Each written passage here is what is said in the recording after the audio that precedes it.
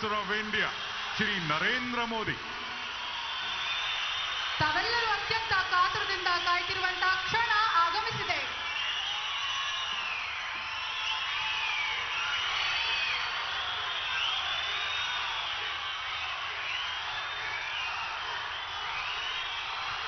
भारत माता की, भारत माता की. ಕರ್ನಾಟಕದ ಸಮಸ್ತ ಜನತೆಗೆ ನನ್ನ ಕೋಟಿ ಕೋಟಿ ನಮಸ್ಕಾರಗಳು.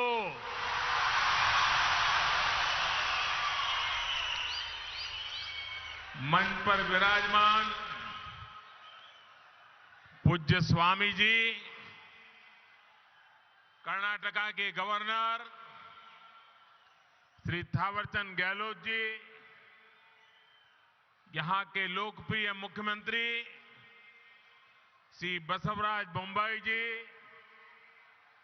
पूर्व मुख्यमंत्री श्रीमान येदियुरप्पा जी, केंद्रीय मंत्रिमंडल के मेरे सहयोगीगण, राज्य सरकार के मंत्री, सांसदगण, विधायकगण, अन्य सभी महानुभाव और विशाल संख्या में पधारे हुए मेरे प्यारे भाइयों और बहनों,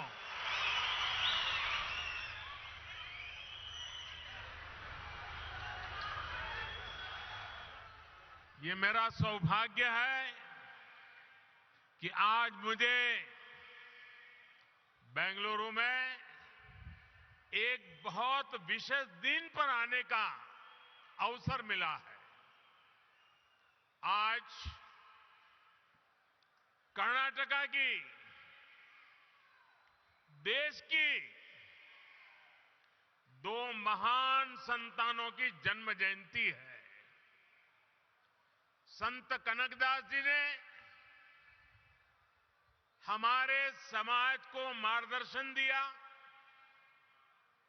तो उनके ओवावाज ने हमारे गौरव, हमारी संस्कृति की सुरक्षा के लिए योगदान किया.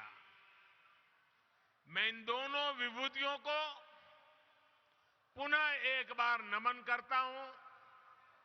साथियों, आज इन महान विभूतियों को सम्मान देते हुए हम बेंगलुरु के कर्नाटका के विकास और विरासत दोनों को सशक्त कर रहे हैं.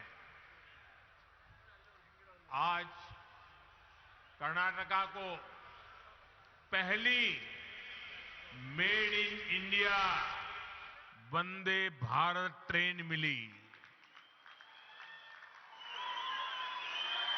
ये ट्रेन चेन्नई, देश की स्टार्टअप कैपिटल बेंगलुरु और धरोहरों के शहर मैसूरू को आपस में जोड़ती है.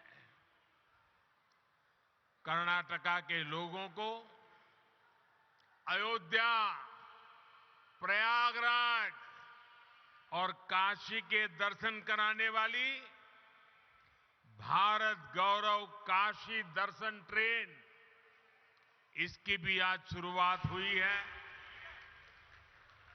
आज केम्पेगौड़ा इंटरनेशनल एयरपोर्ट के दूसरे टर्मिनल का भी उद्घाटन हुआ है.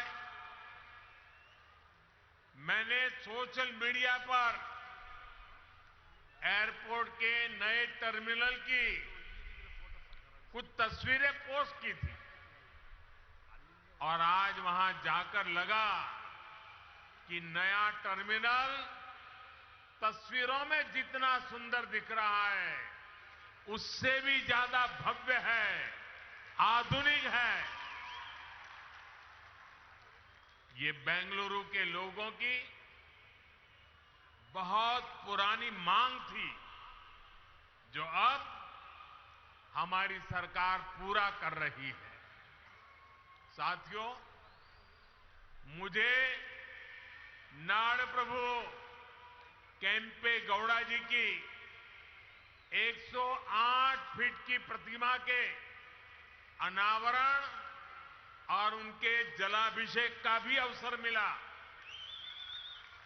नाड़ प्रभु केम्पे गौड़ा की ये विशाल प्रतिमा हमें भविष्य के बेंगलुरु, भविष्य के भारत के लिए निरंतर समर्पित भाव से मेहनत करने की प्रेरणा देगी।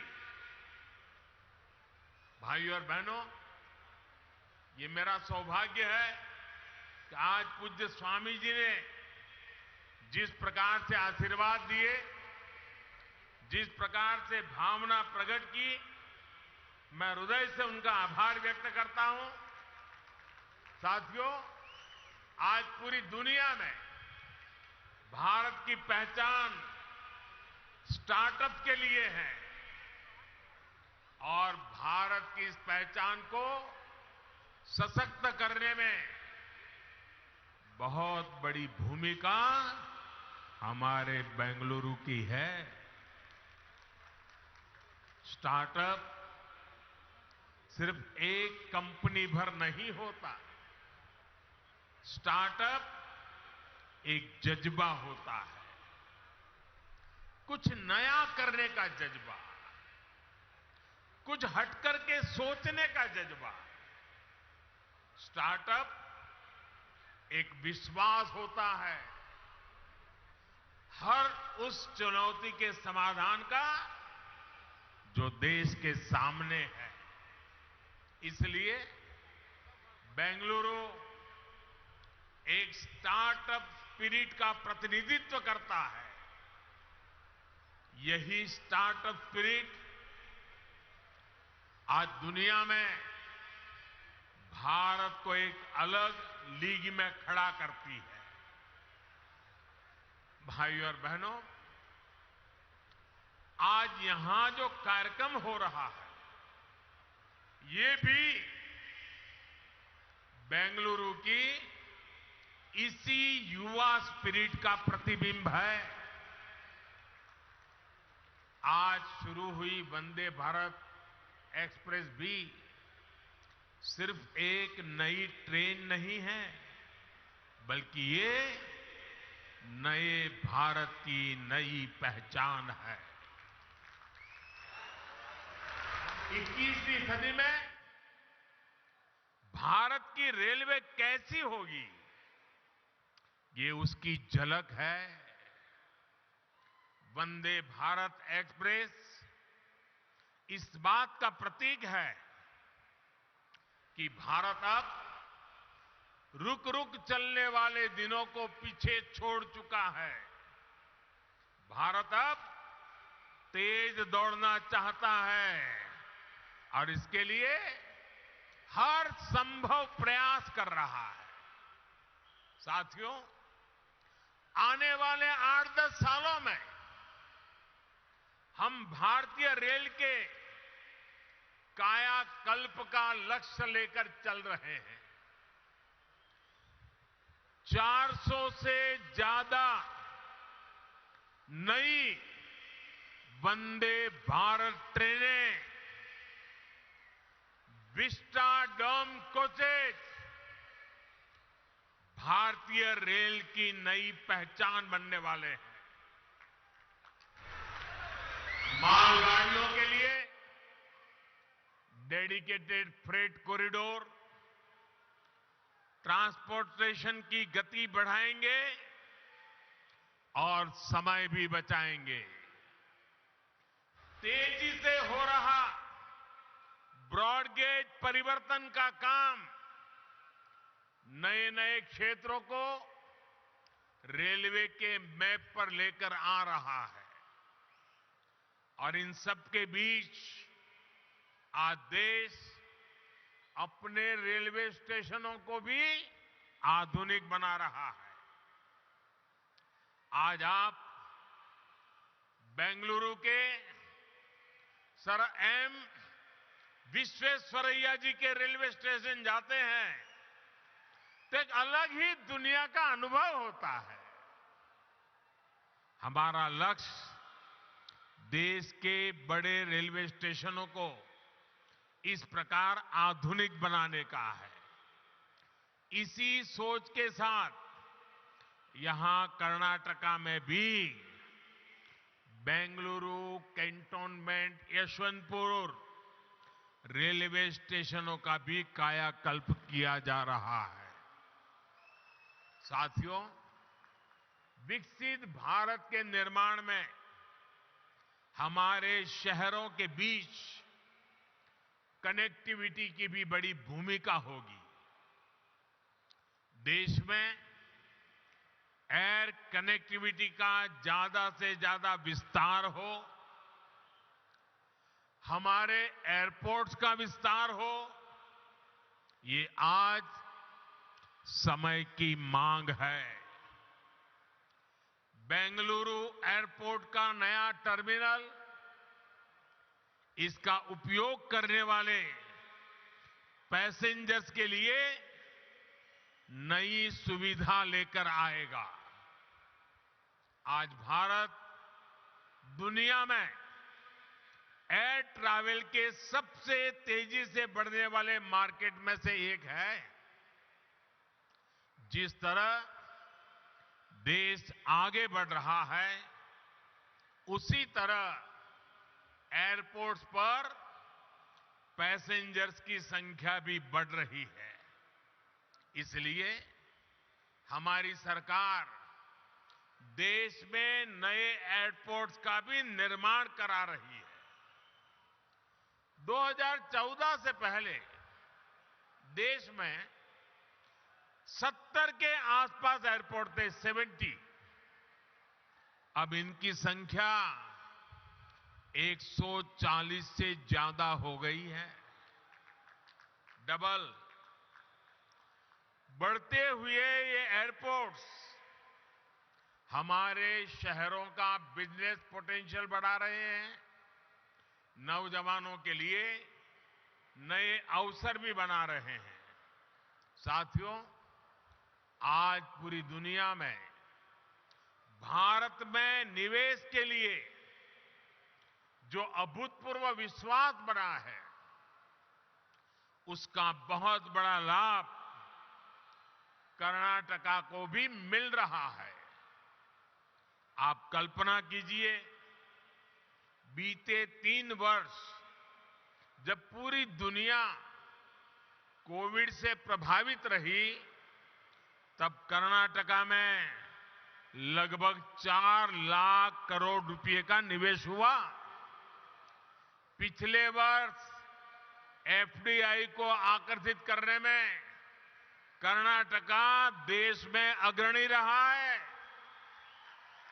और ये जो निवेश हो रहा है, ये सिर्फ आईटी सेक्टर तक सीमित नहीं है, बल्कि बायोटेक्नोलॉजी से लेकर डिफेंस मैन्युफैक्चरिंग तक हर सेक्टर का यहां विस्तार हो रहा है।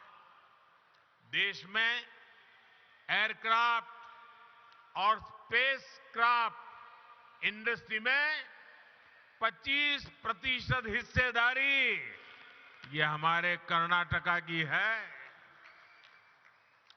देश की सेना के लिए जो एयरक्राफ्ट और हेलीकॉप्टर हम बना रहे हैं, उसमें से लगभग 70% यही बनते हैं। देश में इलेक्ट्रिक व्हीकल मैन्युफैक्चरिंग में भी कर्नाटका बहुत आगे है। आज फॉर्च्यून 500 कंपनियों में से 400 से अधिक कंपनियां कर्नाटका में काम कर रही है। और ये लिस्ट लगातार बढ़ रही है। ये सब कुछ इसलिए हो रहा है क्योंकि आज कर्नाटका डबल इंजन की ताकत से चल रहा है।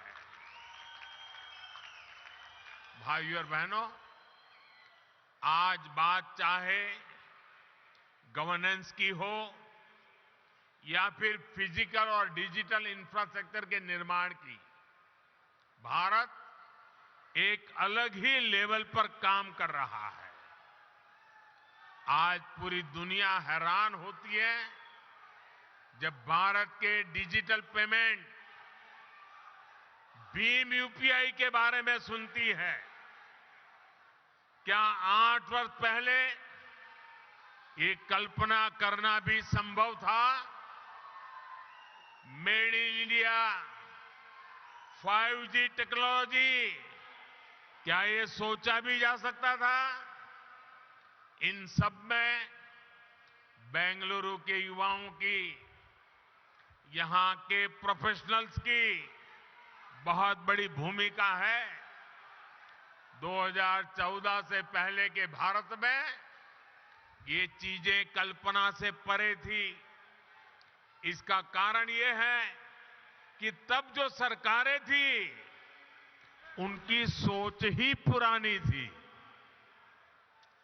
पहले की सरकारें स्पीड को लग्जरी तो स्केल को रिस्क मानती थी।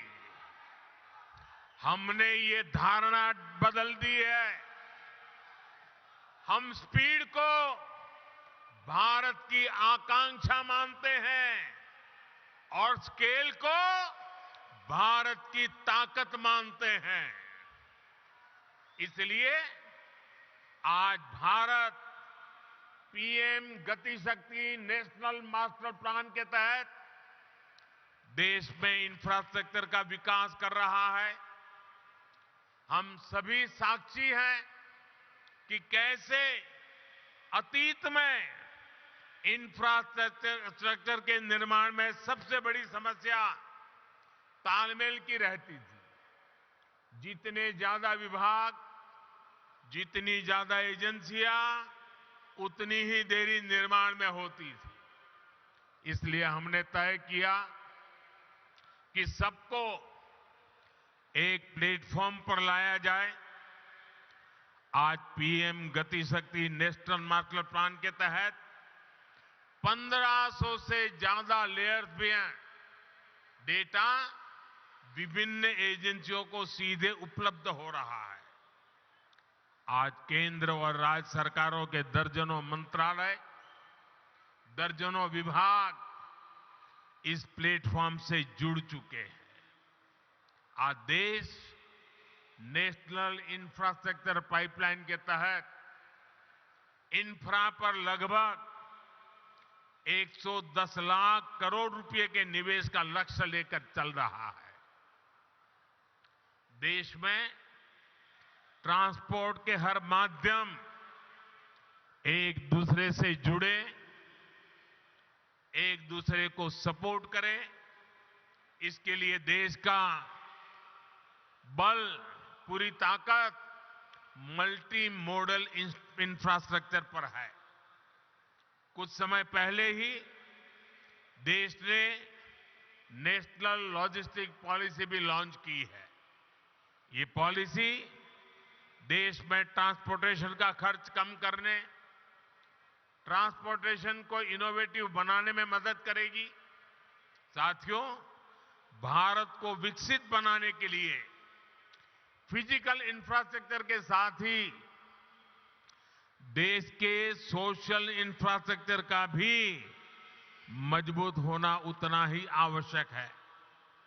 मुझे खुशी है कि कर्नाटका की डबल इंजन सरकार सोशल इंफ्रा पर भी उतना ही ध्यान दे रही है। बीते 8 वर्षों में देश में गरीबों के लिए 3.5 करोड़ घर बनाए गए हैं। यहां कर्नाटका में भी गरीबों के लिए 8 लाख से ज्यादा पक्के घरों को स्वीकृति दी गई है। जल जीवन मिशन के तहत सिर्फ 3 वर्षों में ही देश में 7 करोड़ से अधिक घरों में पाइप से पानी की सुविधा पहुंचाई गई है। कर्नाटका के भी 30 लाख से ज्यादा ग्रामीण परिवारों तक पहली बार पाइप से पानी पहुंचा है। आयुष्मान भारत योजना के तहत देश के 4 करोड़ गरीबों को अस्पताल में मुफ्त इलाज मिला है। कर्नाटका के भी 30 लाख से अधिक गरीब मरीजों ने ये योजना का लाभ लिया है। मुझे खुशी है कि इन सुविधाओं की सबसे अधिक लाभार्थी हमारी माताएं हैं, हमारी बहनें हैं, हमारी बेटियां हैं। भाइयों और बहनों, आज देश में छोटे किसान हो, छोटे व्यापारी हो, फिशरमैन हो, रेहड़ी पटरी ठेले वाले हो, ऐसे करोड़ों लोग पहली बार देश के विकास की मुख्य धारा से जुड़ रहे हैं। पीएम किसान सम्मान निधि के तहत देश के 10 करोड़ से अधिक किसानों के बैंक खातों में लगभग 2.25 लाख करोड़ रुपए ट्रांसफर किए गए हैं। कर्नाटका के भी 55 लाख से ज्यादा छोटे किसानों को लगभग 11,000 करोड़ रुपए मिल चुके हैं। पीएम स्वनिधि के तहत देश के 40 लाख से अधिक रेहड़ी पटरी ठेले वाले भाई बहनों को आर्थिक मदद मिली है। इसका लाभ कर्नाटका के भी 2 लाख से ज्यादा स्ट्रीट वेंडर्स को हुआ है। साथियों, इस बार 15 अगस्त को लाल किले से मैंने अपने देश की विरासत पर गर्व की बात कही थी। हमारी ये विरासत सांस्कृतिक भी है, आध्यात्मिक भी है। आज भारत गौरव रेल देश के आस्था और आध्यात्म के स्थलों को जोड़ने के साथ ही एक भारत श्रेष्ठ भारत की भावना को भी मजबूत कर रही है। इस वर्ष अब तक देश के अलग अलग हिस्सों के लिए इस ट्रेन की 9 यात्राएं पूरी हो चुकी हैं। शिरडी मंदिर हो, श्री रामायण यात्रा हो, दिव्य काशी यात्रा हो, ऐसी सभी ट्रेनों का यात्रियों को बहुत सुखद अनुभव रहा। आज कर्नाटका से काशी, अयोध्या और प्रयागराज के लिए यात्रा शुरू हुई है। इससे कर्नाटका के लोगों को काशी, अयोध्या के दर्शन करने में मदद मिलेगी। भाइयों और बहनों, भगवत भक्ति और सामाजिक शक्ति से कैसे समाज को जोड़ा जा सकता है, इसकी प्रेरणा हमें संत कनकदास जी से भी मिलती है। एक तरफ उन्होंने कृष्ण भक्ति का रास्ता चुना और दूसरी तरफ कुल कुल कुल वेंदु होड़े दाड़दिरी कहकर उन्होंने जाति के आधार पर भेदभाव को खत्म करने का संदेश दिया। आज पूरी दुनिया में मिलेट्स यानी मोटे अनाज के महत्व को लेकर के चर्चा हो रही है। संत कनकदास जी ने उस दौर में ही मिलेट का महत्व स्थापित कर दिया था। उनकी रचना थी राम धान्य चरिते। उन्होंने कर्नाटका में सबसे ज्यादा पसंद किए जाने वाले मिलेट रागी का उदाहरण देते हुए सामाजिक समानता का संदेश दिया था। भाइयों और बहनों, आज हमारा प्रयास है कि बेंगलुरु शहर का विकास वैसे ही हो जैसे नाड़ प्रभु केम्पे गौड़ा जी ने कल्पना की थी। इस शहर की बसावट यहां के लोगों को केम्पे गौड़ा जी की महान देन है। इस बसावट में उन्होंने जिन बारीकियों का ख्याल रखा है वो अद्भुत, अद्वितीय है। सदियों पहले उन्होंने बेंगलुरु के लोगों के लिए कॉमर्स, कल्चर और कन्वीनियंस की योजना तैयार कर दी थी। उनकी दूरदृष्टि का फायदा आज भी बेंगलुरु के लोगों को मिल रहा है। आज व्यापार, कारोबार, उसके रूप रंग भले ही बदल गए हो, लेकिन पेटे आज भी बेंगलुरु की कॉमर्शियल लाइफलाइन बना हुआ है। नाड़ प्रभु केम्पे गौड़ा जी का बेंगलुरु की संस्कृति को भी समृद्ध करने में अहम योगदान है। यहां का मशहूर गवि गंगाधरेश्वर मंदिर हो या बसवनगुड़ी इलाके के मंदिर, इनके जरिए केम्पे गौड़ा जी ने बेंगलुरु की सांस्कृतिक चेतना को हमेशा के लिए जीवंत बना दिया। बेंगलुरु शहर के लोग इस शहर की ऐसी बेमिसाल बसावट के लिए केम्पे गौड़ा जी के हमेशा आभारी रहेंगे। साथियों, बेंगलुरु अंतर्राष्ट्रीय शहर है। इसे हमें अपनी विरासत को संवारते हुए आधुनिक इंफ्रास्ट्रक्चर से समृद्ध करना है। ये सबका प्रयास से ही संभव है। एक बार फिर आप सभी को नए प्रोजेक्ट के लिए मैं बहुत बहुत बधाई देता हूं। पूज्य संतगण ने आकर के आशीर्वाद दिए, मैं उनका आभार व्यक्त करता हूं। और इतनी बड़ी तादाद में उमंग और उत्साह से भरे हुए कर्नाटका के नौजवान, कर्नाटक की माताएं बहनें, यहां का किसान हमें आशीर्वाद दे रहा है। मैं हृदय से आपका बहुत बहुत आभार व्यक्त करता हूं। धन्यवाद। बहुत बहुत धन्यवाद।